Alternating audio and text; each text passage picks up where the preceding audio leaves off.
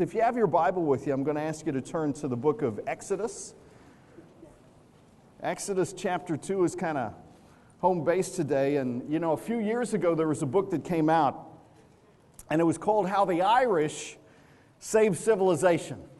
And that, you know, that sounds odd, how the Irish saved civilization. That's kind of not what they're usually known for. But the thesis of the book was, while the barbarians were spoiling the continent of Europe, that there were scribes who were in the monasteries and they were saving medieval civilization because they were the ones who were stuck in the monasteries. They were faithfully preserving the West's written legacy and heritage and learning. And so when stability finally came back to the European continent, those scholars were then instrumental in spreading that learning. And except for that, most of the ancient books and writings would be lost for all time. And so by conserving and preserving those writings, they saved medieval civilization. They shaped our minds. They put their unique stamp upon Western culture today.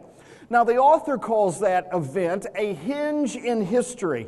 It was a critical transition that laid a foundation for future generations. That's what he means by it being a hinge. But I have a thesis today about another critical hinge in history based upon our passage here in Exodus chapter 2. If you'll look at our thesis for today's study on your outline sheet. The life of a nation can often be traced back to the lap of a mother. And here in Exodus 2, the nation this time is not Ireland, it is Israel. And the child is not St. Patrick, it is Moses. And the mother is named Jochebed. Now, her name is not found in this passage, but we see it later on at chapter 6 and verse 20. As a matter of fact, no names are used at all here in Exodus 2 because God doesn't want us to focus on a person. He wants us to look at the process. And so it's all about a passage about what God can do through people who count on His providence. Israel is right now trapped in Egypt. They have entered the twilight zone of oppression. They're in need of somebody to draw them and lead them out of bondage. They can't get out on their own. They are stuck in the position they are in. They need someone to come and show them a way out. And so we now have a hinge where the continued existence of a nation is traced back to the faith of a mother. And I want this day to be an encouragement to mothers and to fathers and to singles who work with our children in our Harvest Kids area or have the joy of winning someone to Christ in spiritual childbirth or discipling and raising someone else in spiritual growth. I want to brag on mothers today, and I want to brag on mothers of all kinds. We want to expand the spectrum of motherhood today. So let me take you to our text, Exodus chapter 2, verse 1. And there went a man of the house of Levi. He took to wife a daughter of Levi, in his own tribe. And the woman conceived and bare a son. Now she has to hide their baby because the world in which they are living had declared war on all the children of Israel's seed. We know that from the previous chapter. So just back up one chapter to Exodus chapter 1. You remember that Joseph, at the end of the book of Genesis, had brought his family down to Egypt. And Joseph had been made second in command under Pharaoh at one time. He brought righteousness and life and hope to that world. Blessing went down to Egypt whenever Joseph went down to Egypt. He saved thousands of lives in the midst of a great famine. But there was a problem. Look at verse 8 of chapter 1. Now there arose up a new king over Egypt, which knew not Joseph. And so a king arose who had no commitment to the God that Joseph had revealed to them and had no gratitude to that God for his blessing that he had brought to them. And the result was oppression and hatred and death by the world. Look at verse 11. Therefore they did set over Israel taskmasters to afflict them with their burdens. And they built for Pharaoh treasure cities, Pithom and Ramses. They built Pharaoh's storage facilities. He oppressed the Israelites because he was insecure about the growth of a God-fearing population because he was not a God-fearing leader. And look at verse 12. The more they afflicted them, the more they multiplied and grew. And they were grieved because of the children of Israel. Everybody was worried about this. The Egyptians were living in dread. So that fear caused them to take drastic measures. Verse 16. And he said, he's speaking to the midwives, when ye do the office of a midwife to the Hebrew women, and see them upon the stools, because that's how they had them give birth in that day, if it be a son, then ye shall kill him. But if it be a daughter, then she shall live. Verse 22. And Pharaoh charged all his people, saying, every son that is born ye shall cast into the river, and every daughter ye shall save alive. Now that is the backstory to our story. That was the context of our text. This is the context into which Jochebed gives birth to a son. She is a slave to the taskmaster of Egypt, and Satan's tactic is, get rid of all the men. We have a culture in crisis today. Our society no longer has value for its men. It no longer has respect for what a man should be for God. Today, Satan is not operating through the Pharaoh of Egypt, but he is operating through drugs, through gangs, through a culture that has lost their fear of God. And that brings me to our first point for study today. The more a culture drifts from God, the more society will be endangered.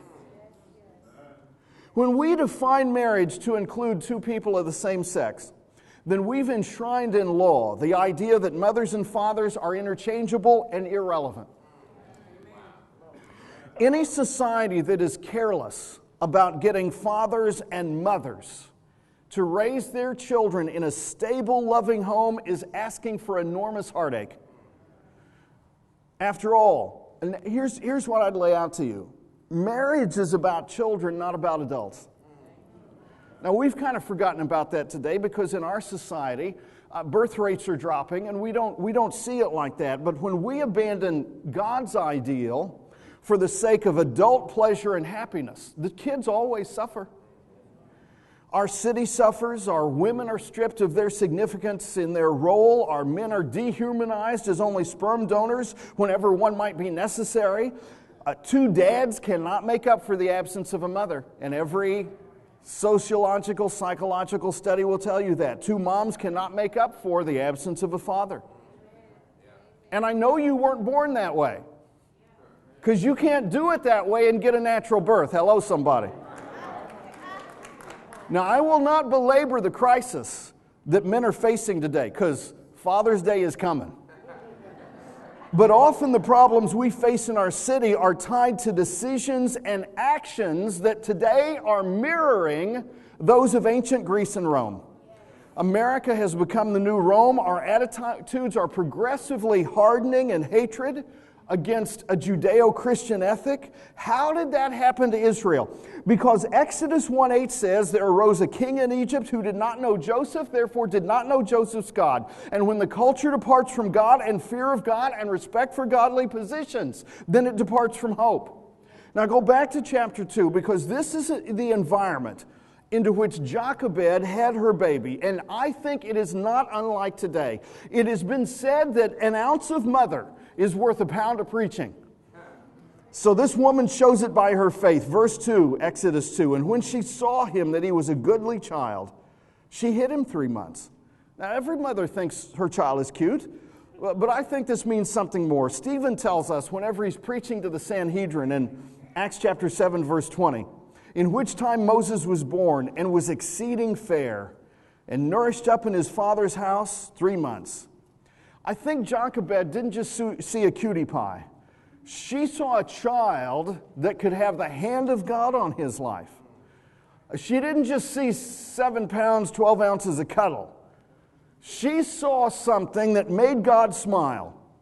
She saw the grace of God that gave new life. We have to look at our children, both physical and spiritual, through the eyes of God and not just through external appearance.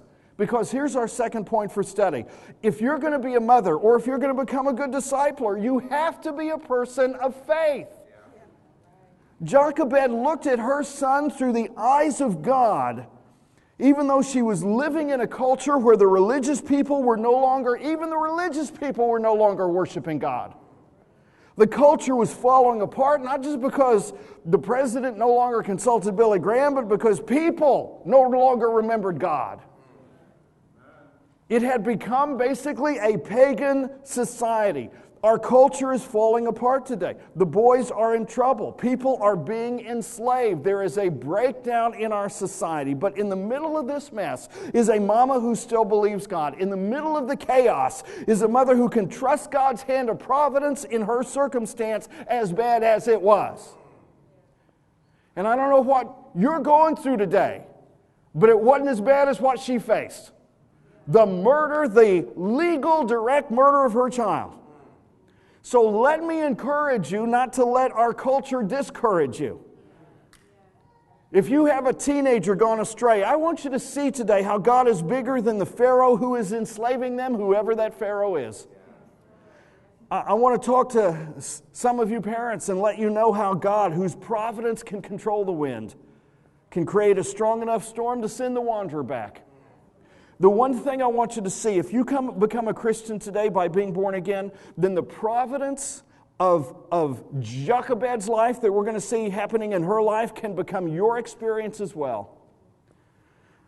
If you believe on Jesus today for eternal life, then providence starts operating on your behalf. So the first thing we see is how Jochebed, mother of Moses, is a woman who leans on the strength of other women. Other women who were also women of faith. Chapter 2 comes on the heels of chapter 1, and you can't appreciate chapter 2, what Jochebed did, until you understand chapter 1, what the midwives did. Pharaoh said, kill all the baby boys. He gives orders to the midwives, chapter 1, verse 16. Look back at chapter 1 again. But now, what was the result? They feared God. They did not do what culture said was okay to do. The culture said, look, abortion is okay. It's just a fetus, it's not a human being, and here, we'll make it legal for you. Verse 17, but the midwives feared God and did not as the king of Egypt commanded them, but saved the men, children alive. Verse 21, and it came to pass because the midwives feared God that he made them houses. The midwives did not do the politically correct thing. The midwives did not follow postmodern thinking. The midwives preserved the children, and that earned them a heritage. God gave them baby boys because they saved baby boys. While society was making life look meaningless, they were holding life as sacred. And because the women who were midwives functioned in fear of God, baby boys were saved that would otherwise be killed. God blessed them, and the very next statement is that a daughter of Levi has a baby boy named Moses. So the midwives trusted God. They would not throw away their kids to the culture of the Nile. Take away the action of faith of the midwives here in chapter 1, and you have no opportunity for Jochebed in chapter 2. She built on the faith of other women who went before her. Now, if you look on your outline sheet at Titus chapter 2, here's a principle that our entire ladies' ministry and our entire women's study is built upon.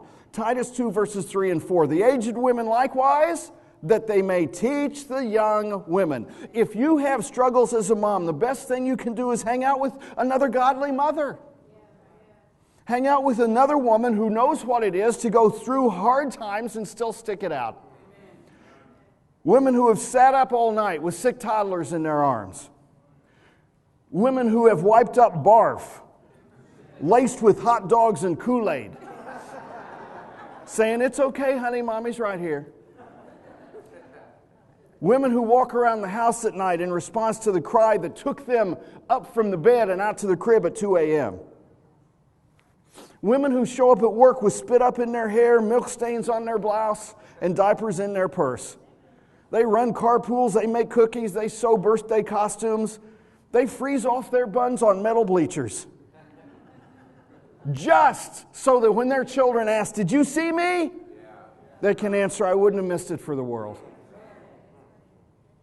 Hang out with the mothers that read Goodnight Moon twice a night for a year. And they sing, I'll love you forever, I'll love you always. As long as I'm living, my baby you'll be. It's a terrible 2-year-old, and it's a frustrating 9-year-old, and it's a rebellious teen-year-old. Oh, hang out with the mothers who taught their children to tie their shoes before they ever entered preschool, whose heads turn instinctively whenever a voice cries, "Mom!" Whose hearts ache as they watch their son or their daughter disappear down the street going on a school bus for the first time. Hang out with the mothers whose kids have gone astray and they can't find the words to reach them and bring them back again. They bite their lips when their 14-year-old comes home with booze on their breath.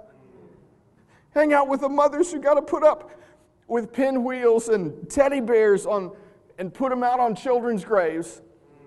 But for all of that, they are mothers that feared God. Hang out there. Do not throw in that towel. How did they do it? Hebrews 11:23 says, by faith Moses, when he was born, was hid 3 months of his parents because they saw he was a proper child. And they were not afraid of the king's commandment. Egyptians were afraid, made them take a wrong course of action. The midwives and Moses' mother were not afraid. They feared God instead. Here's our third point for study. Faith removes fear. And you do not have to fear the culture whenever you have your focus on the Lord. Their faith kept them from fearing the wrong things. In fact, it led them to defy their culture. Things are bad in this world, but God is bigger than the bad. God is bigger than the bad that we face, and you'll notice from Exodus 1 how the tougher times got, the more babies they had. They did not fear public schools because they dedicated their baby to God.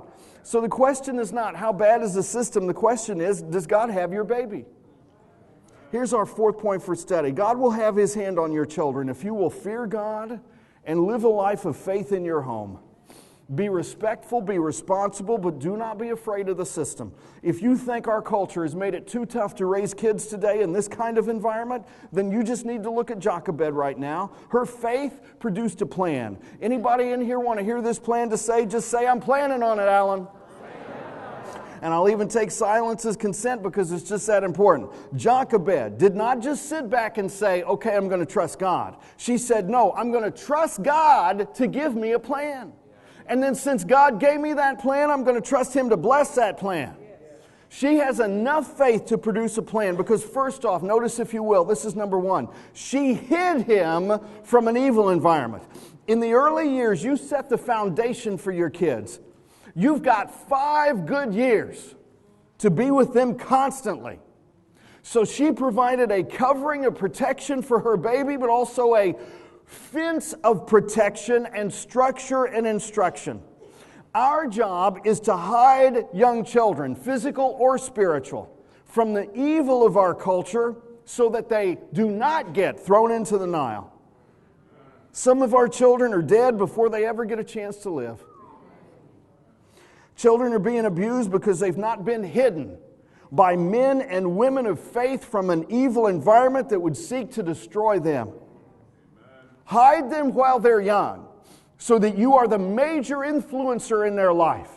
And then second, on the other hand, this is number 2, she insulated him from a hostile environment. Here in Exodus 2, look at verse 3.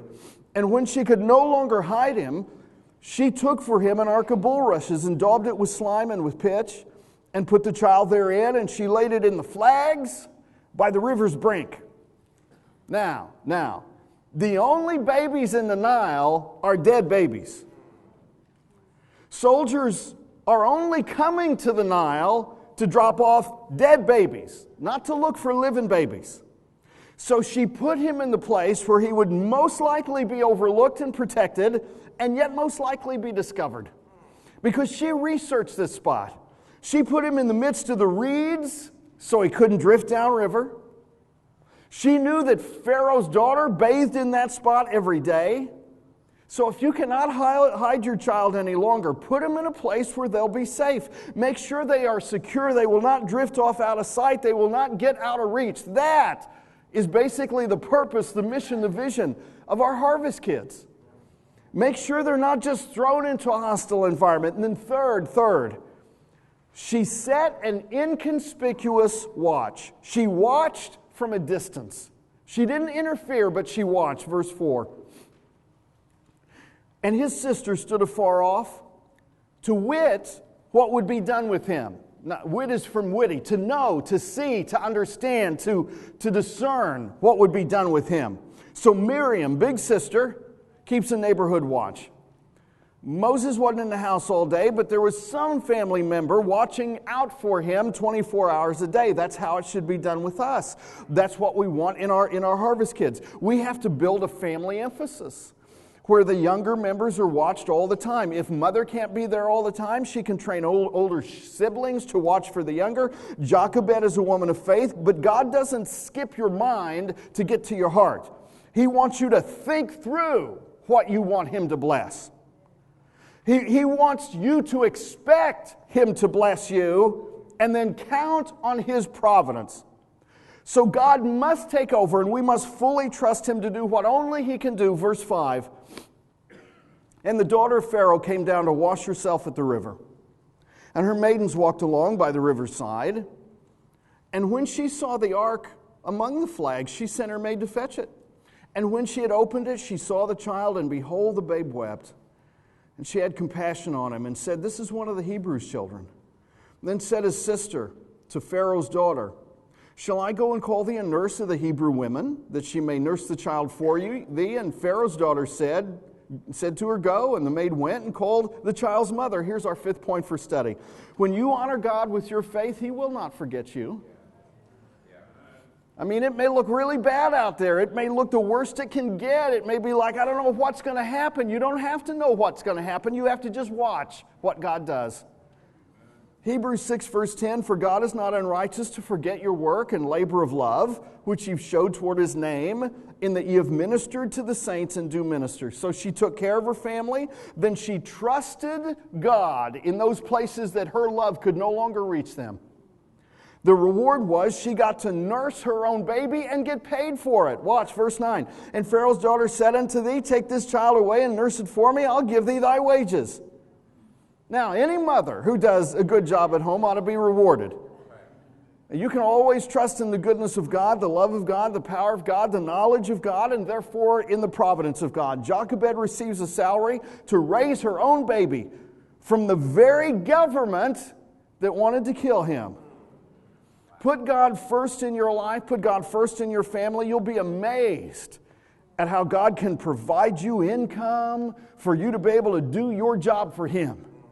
You'll be amazed how he can supply the needs of your house because you put him first. Verse 9, and the woman took the child and nursed it. She fed, clothed, and trained him at Pharaoh's expense. She did it all by faith. And what happened? Hebrews 11 tells us what happened, verses 24 to 26. By faith Moses, when he was come to years, when he was come of age, when he reached his majority, when he became an adult, he refused to be called the son of Pharaoh's daughter, choosing rather to suffer affliction with the people of God than enjoy the pleasures of sin for a season, esteeming the reproach of Christ greater riches than the treasures in Egypt, for he had respect unto the recompense, the repayment of the reward. When Moses got big, he refused the privileges of royalty. He chose a hard life with the people of God instead of an easy life with the oppressors of God's people. He valued suffering in Christ's camp as more wealth than all the treasure in Egypt. They built the treasure cities. They knew what Egypt had. This was better than all of that. Because he's looking ahead. He's expecting a payoff for faith. And he learned that from his mother. Moses went to a secular school where you couldn't pray. He was taught humanism from day one. He was taught evolution. He saw people worshiping New Age religions. Now, I know you don't believe me, so I'll read it to you. Acts chapter 7, verse 22. And Moses was learned in all the wisdom of the Egyptians and was mighty in word and deeds. However, God did a work in Moses' heart in response to the prayer of a mother because of the childhood instruction of a mother. Moses got enough in childhood from his mother to completely overcome the school system and the cultural temptations in Egypt. And I believe we can trust God to do the same things today. Do not compromise the truth just because you go to a state school. Do not forget where you came from. Do not forget that you are first of all a Christian. Do not forget your calling. Do not forget the anointing of the Spirit to be a minister on campus and a testimony in the classroom. That is why you raise children up in the nurture and admonition of the Lord, so that when they leave the house, they don't forget where they came from. They remember they are what they are by the grace of God, and He wants to use them in the secular arena. Nurse them when they are young, so they don't forget where they are going. Excuse me. Proverbs 22, verse 26. Train up a child in the way he should go, and when he's old, he'll not depart from it. Why? Because by then it should be embedded in his system. So don't negotiate with your young children. Make sure you control them in getting the truth to them when they are youngest, so that they will be straight when they are oldest. Put it in their system so it can't be washed off. Some of us are here today because of what our mamas did for us when we were small. Oh, your mama gave you drugs. She drug you to church. Mama made you sing in a choir. You had to be a junior usher. You said, I can't wait till I get out of this house. I don't have to go to Sunday school. So you went off to college where they don't require church. You never picked up your Bible. You ran. You tried this, you tried that, but somehow you couldn't shake it, and you're here on Mother's Day. Why? Because Mama's probably still praying for you. God's still taking you before God, and you can't get rid of that. Here's our 6th point for study. Connect your children to God now so that Egypt does not own them later on. Jochebed gave to Moses what every mother should give her child, what every coach should give his team, what every discipler should give their disciple, a long-range view. He refused the joy of Egypt because he was looking for the long term. Hebrews 11, verse 27 says, by faith he forsook Egypt, not fearing the wrath of the king, of Pharaoh, for he endured as seeing him who is invisible. He endured by looking at him who could not be seen. He was able to turn on his heel and run from Egypt because he had in his eye what no eye can see. He was willing to give up the prestige of being an Egyptian, and more than that, he took upon himself the disrespect of being a Jew. Back in Exodus 2, chapter 2, verse 10. And the child grew, and she brought unto him Pharaoh's daughter. Brought him unto Pharaoh's daughter, and he became her son. Moses was adopted by Pharaoh's daughter, and she called his name Moses, for she said, because I drew him out of the water. And now he was going to draw God's people out of Egypt. He was educated, but he wasn't going to let his education come in front of his faith. He was rich, but he wasn't going to let his riches come in front of his faith. He wasn't even going to let his stepmama come before his faith. So can I just give you some final lessons from Moses' crib, and then we'll raise up out of here. First, nothing you do in a child's life is more important than laying a spiritual foundation. Deuteronomy 34, verse 10, and there arose not a prophet since in Israel like unto Moses, whom the Lord knew face to face. What his mother did in the earliest days saved his life, but then his life saved many other people. Second, number 2, children, both physical and spiritual, provide the greatest opportunity to see the power and the provision of God's providence. If your teenager is estranged, there's no greater opportunity for you to see the power of God than by getting on your face for your teenager. God, now, not in their face, on your face. Because God will work on behalf of kids like nothing else. Ask God to turn them around, whether you have access to them or not. Because God knows where they're at, even when you don't know where they're at. Just make sure you're on your knees, lifting up their name before holy God. Say, look, Satan can't have you. Satan stole Adam, Satan stole Cain. But I am going to use God's power to get back from the devil everything he's trying to steal from me. So I don't care how tired I am, I will be involved in nurturing and training and on my face and looking to the strong one for my strength.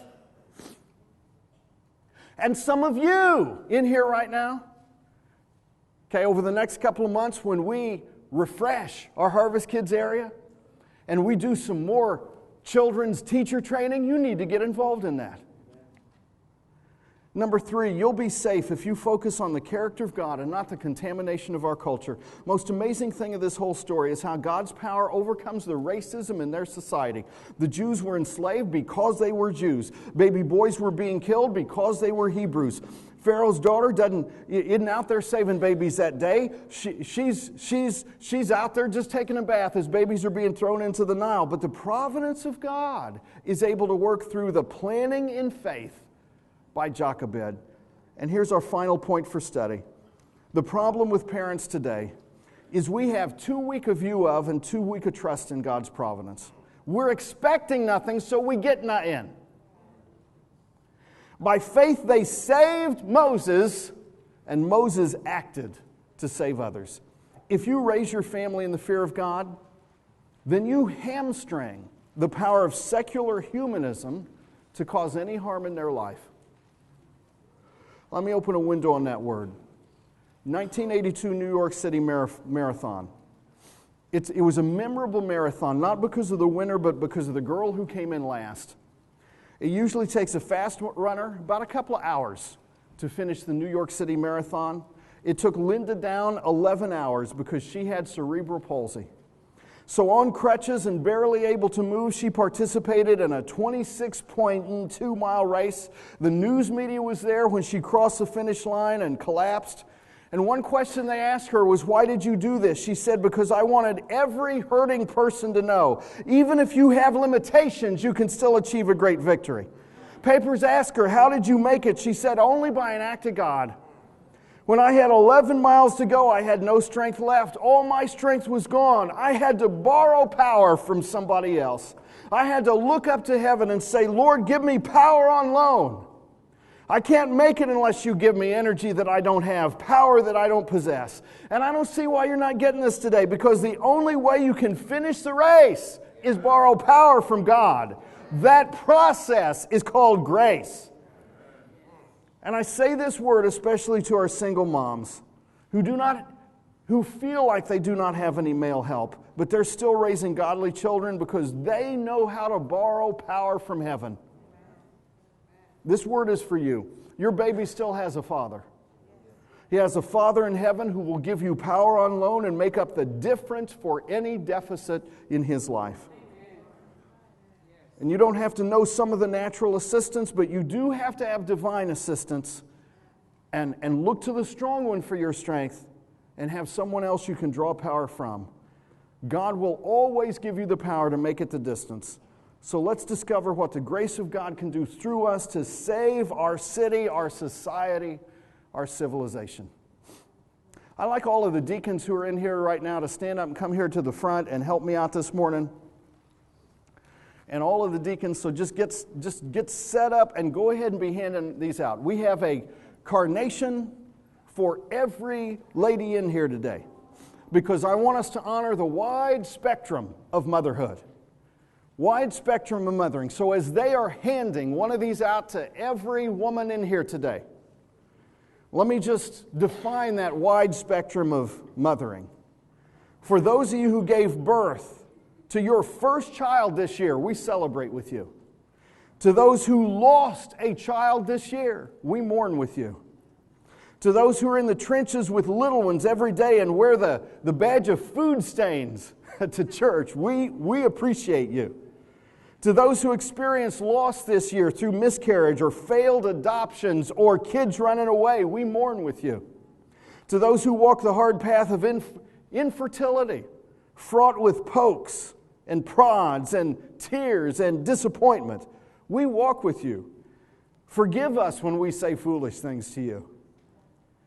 We don't mean to make it harder than it is for you when we honor mothers on Mother's Day. It's to those who are foster moms and mentor moms and spiritual moms. We need you. We need you in this church.